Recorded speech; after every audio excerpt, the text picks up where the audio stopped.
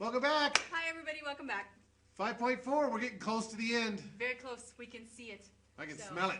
These identities that we're going to do today, we're going to actually show you where they come from, because frequently we forget them, but they're so easy to derive or develop from where they come from that you can just regenerate them if you forget them. So, awesome. Does that sound good? Mr. Let's Lecky's get started. on. You're first. We're talking about double angle identities, okay? So two angles of the same kind, basically. And then, all right, now for the first one.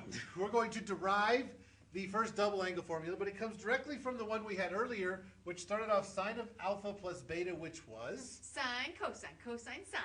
All right, that was fun.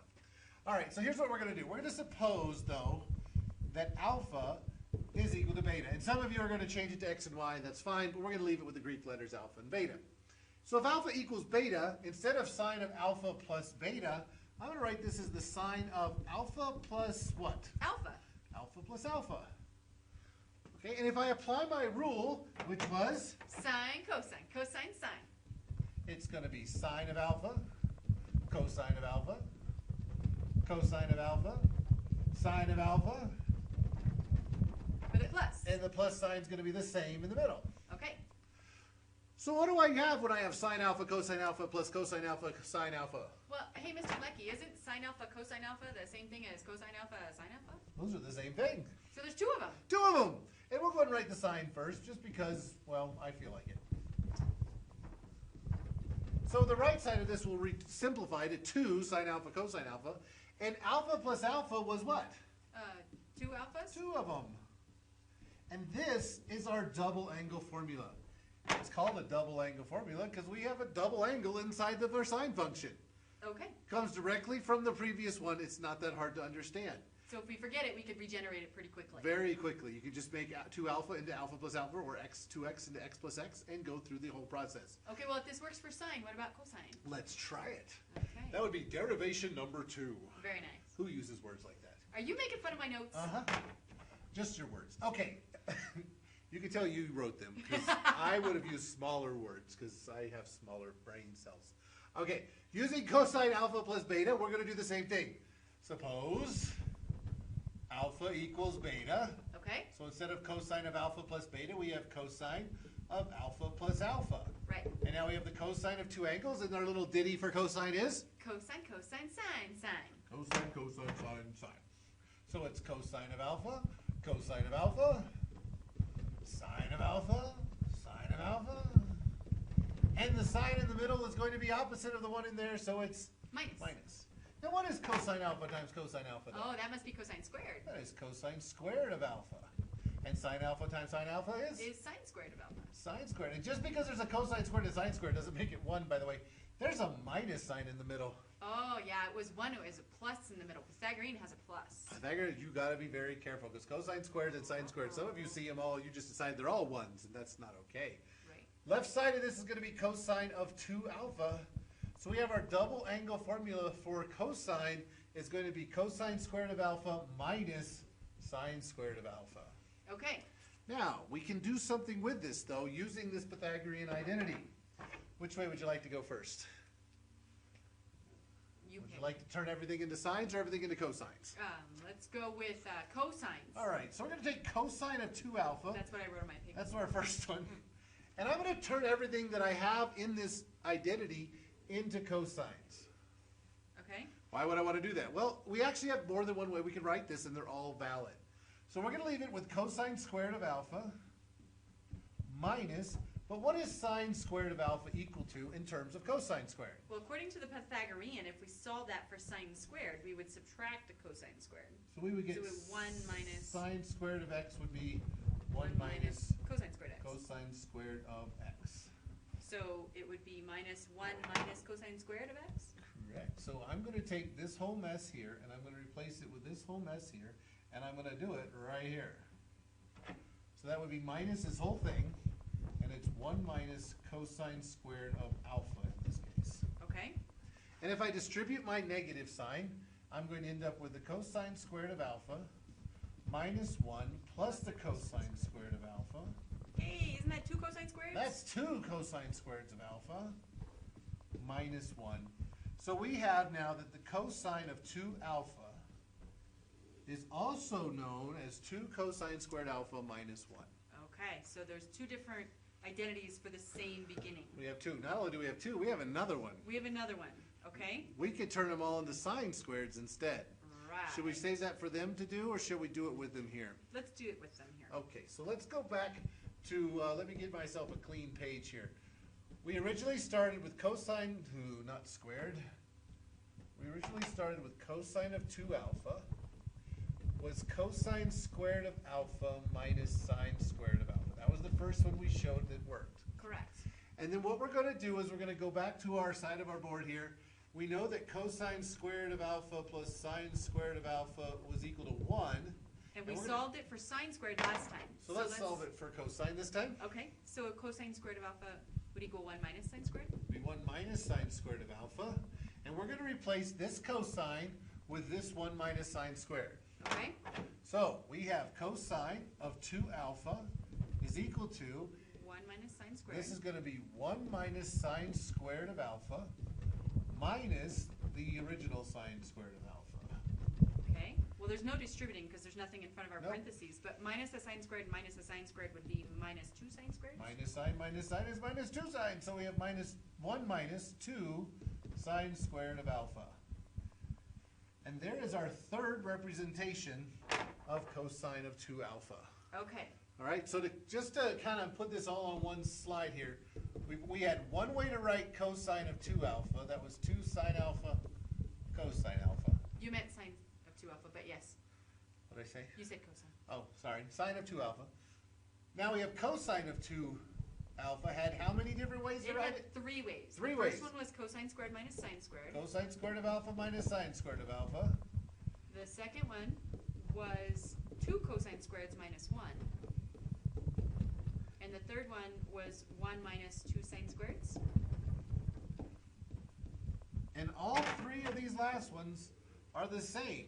So how do we know which one to use? Well, it probably depends on whether we have a cosine and a sine, or just cosines, or just sines. Yeah, well, you really just look at what we have, or where we want to go, or what we want to do with it. But they're all the same, so it doesn't really matter which one you use. If you use the wrong one, if you use one that you were supposed to use a different one, it just makes the problem one step longer. You can always use that Pythagorean identity to replace them. So, Are we ready to do some examples? We're ready to do some tangent. Tangent.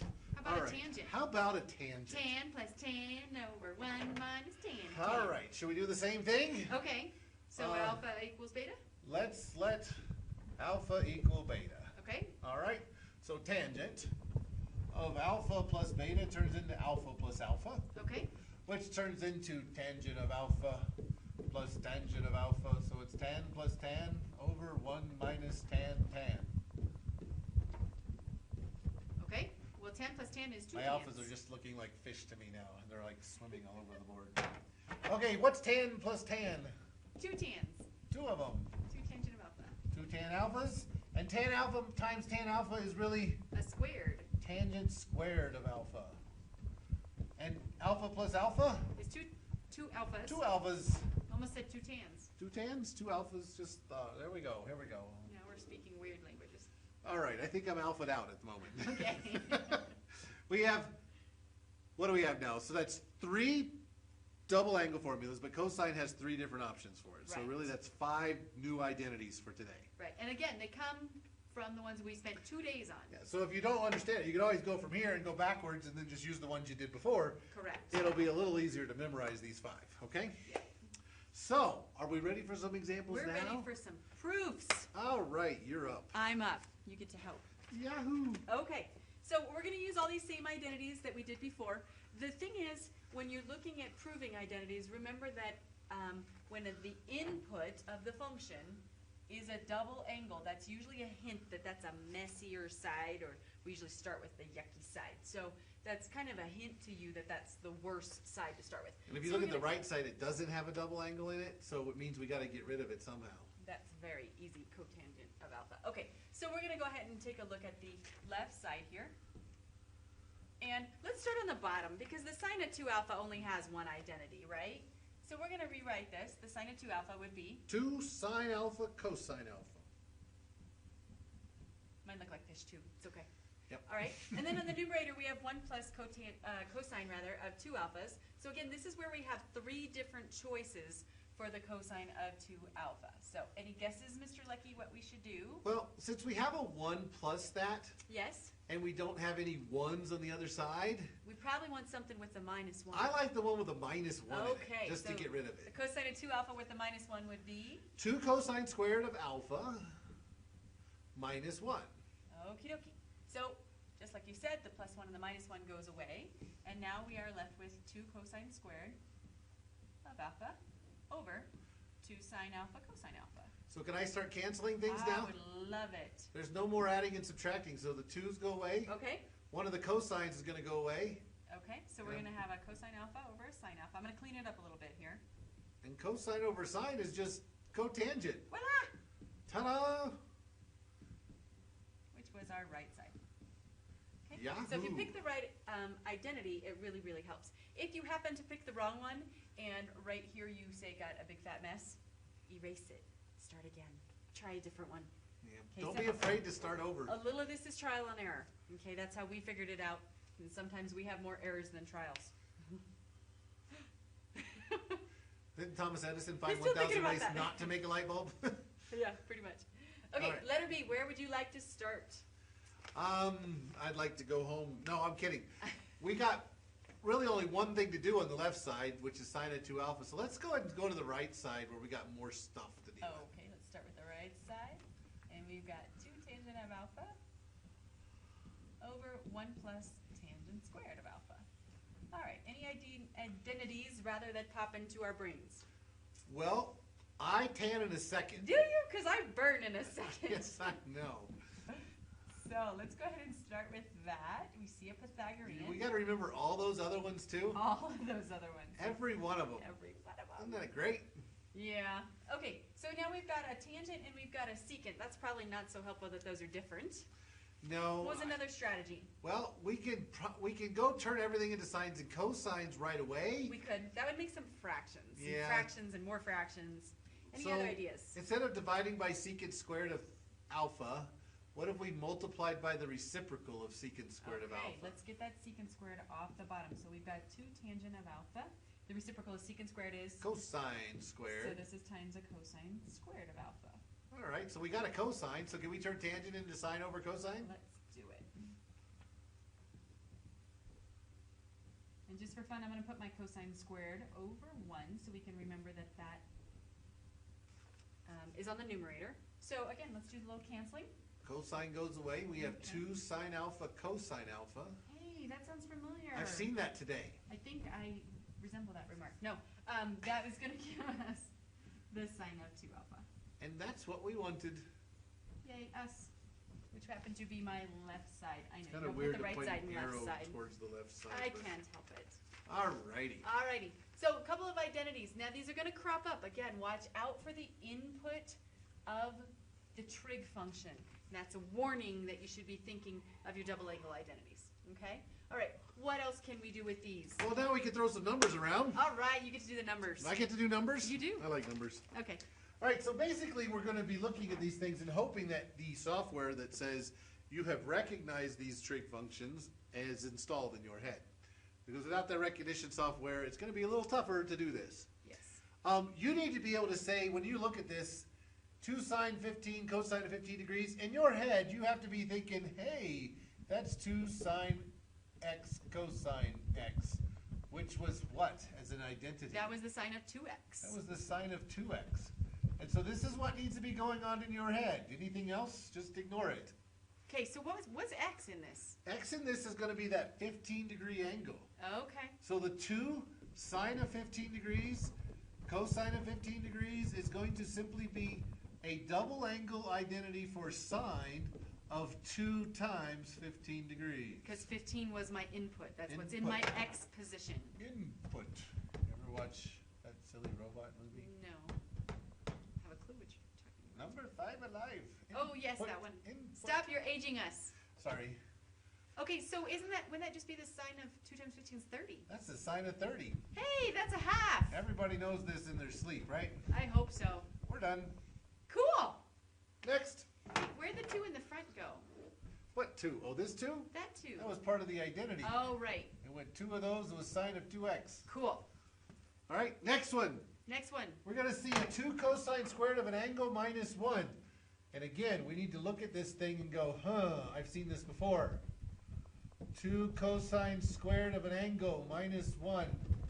That's the cosine of two angles. That's the cosine of 2 of those angles, whatever that angle happened to be. Okay, well that angle happened to be pi over 8. So is this just cosine Two. of 2 pi over 8 angles? Yes. Straight from the identity going from one side to the other. Okay, well 2 times pi over 8 is pi over 4. Is it really? It is.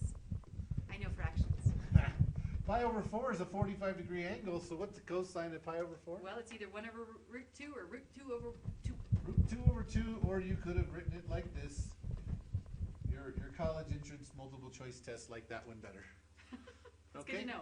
I think that's it for that one too. That's it. Let's do a couple more. So if they recognize the identity, it's pretty straightforward. It is very straightforward. All right, let's do another one. All right, we got 1 minus 2 sine squared of 120. So this is 1 minus 2 times the sine squared of some angle. Where'd that come from? Oh, the 1 minus 2 sine squared, that's actually cosine of 2. That's cosine of a double angle. Yeah. So it's 2 of those angles, and that angle in this case is 120 degrees. So this whole mess of 1 minus 2 sine squared of 120 degrees is going to be cosine of 2 120-degree angles. Well, 2 120-degree angles would be 240-degree angles. Cosine of 240 degrees. Okay, can we do that one in our head? Oh, we might need to maybe draw a little sketch. All on that right, one. we'll draw a picture. At least 240 we degrees. Need a quadrant for 240. There's 0, there's 180, that's 270. So we're in the third quadrant. We're in quadrant 3, and our reference angle is how much? 60 degrees. 240 minus 80 is 60. So really we have a cosine of a 60-degree angle in quadrant 3. Because we're in quadrant 3, what sign is it? It is negative. It is negative. And the cosine of 60 degrees 1/2. is 1/2. Our answer, negative 1/2. Cool. Now, never mind. Okay, next one. We have 2 tangent of 15 degrees over 1 minus tangent squared of 15 degrees. Have we seen anything like that yet? We have, that's exactly the tangent double angle So formula. the tangent double angle formula was 2 tangent of x over 1 minus tangent squared of x, and that equaled tangent of 2x's. And in this case, x is what? 15 degrees? 15 degrees. So this 2 tangent of 15 degrees over 1 minus tangent squared, the board is bouncing everywhere, 15 degrees is equal to? The tangent of 2 times 15 degrees? 2 15-degree angles inside of a tangent function. That's 30 degrees. And the tangent of 30 degrees? 1 over square root of 3, or root 3 over 3. 1 over square root of 3, or you could write it in the more multiple choice friendly mode of square root of 3 over 3. Very cool. Piece of cake. So these are really easy if you know the identities. Really, really easy, but you Okay. gotta know the identities. You have to be able to look at it and go, ooh, I've seen that before. Yep. Because if you look at it and you've never seen it before, you kind of, that's as far as you get. Yeah, and the key to this is kind of really identifying what is that in that x position, what's that angle that they're talking about. All right, we're almost done. Okie dokie. Well, one more, we got some abstractness to get to Let's here. finish this. You're up. Okay, so a couple chapters ago, or maybe one chapter ago, we started talking about a question that looks like this. And they gave us some information. It says something like the sine of A equals 12/13 and angle A is in the first quadrant.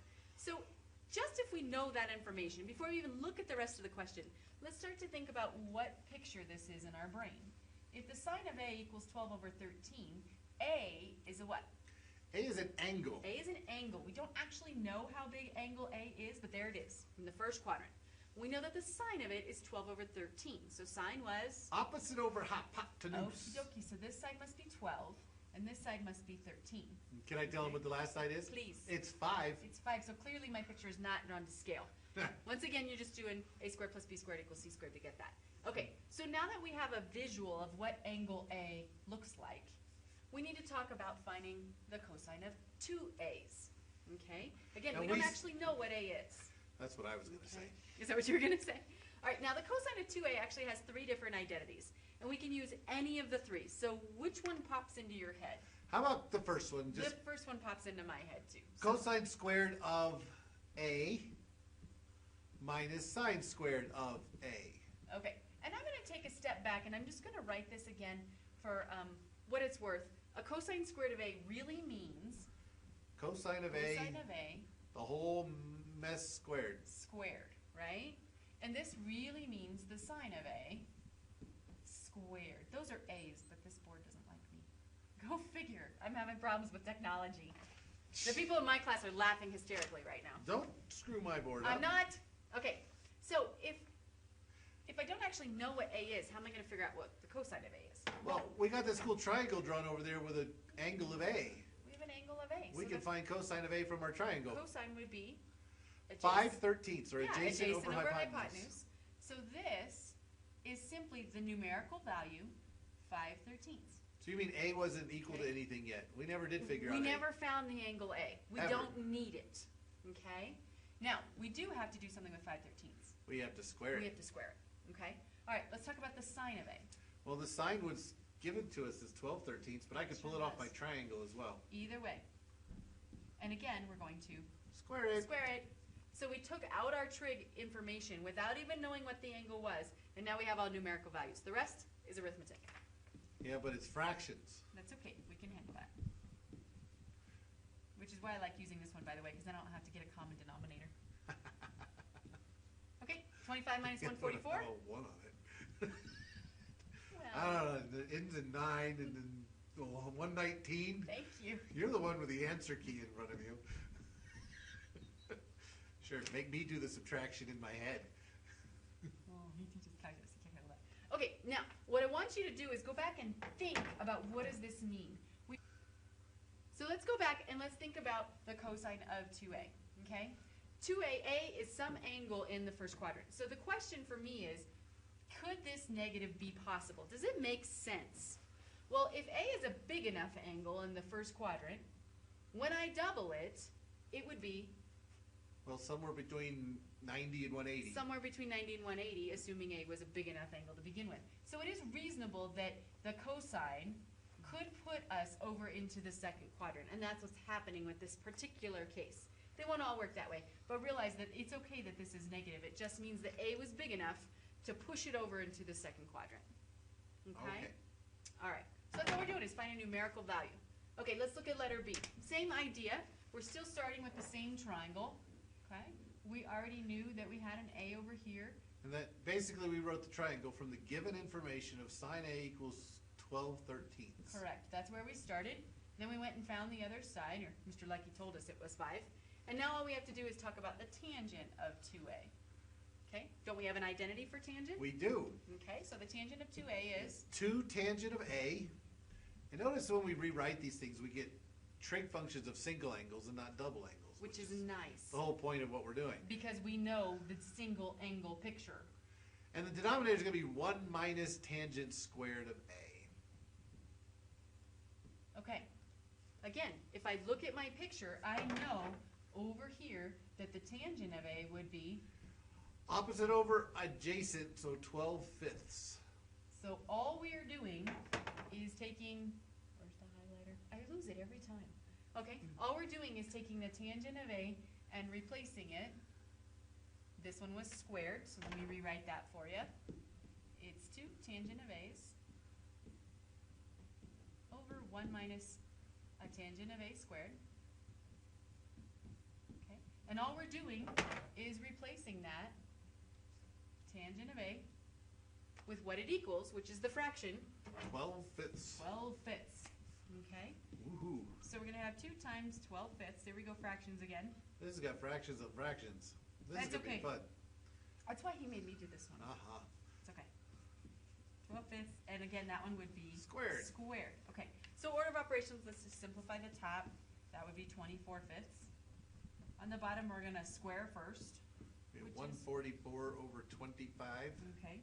And we're gonna need a common denominator between 1 and 25. I like to say we need a common denominator of the denominator. Yeah, exactly. Makes me- My negative looked a little funny, so I was moving that over. So I'm gonna make this a 25 over 25. 25 minus 144. I'm going to go with negative 119 again. Yeah. So we got negative 119 over 25. So now we're just dividing 2 fractions. That's not hard. That's not hard. We're gonna multiply by the, Reciprocal. in other words. Copy that, flip. I know you hate that. I hate it. That's why I said it. I know. I saw it coming. 119 and then we're just gonna reduce wherever we can. So 5 goes in there, 24 times 5. 120? Yeah. So this is going to be, don't forget this little negative down here. Negative 120 over 119. Yahoo! Again, it's not unreasonable that this is a negative answer, because again, we don't know how big A was. Clearly, A must have been big enough that when I doubled it, I ended up in the second quadrant. If A was small enough, then that answer would have been positive. Very We cool. just don't know. Okay? Alrighty, That'll do it. that's it. That's all of my notes. So, double angles. Memorize them. These are a little trickier. 5 so of them. Practice. Practice, practice. See you later. Bye. Have a good day.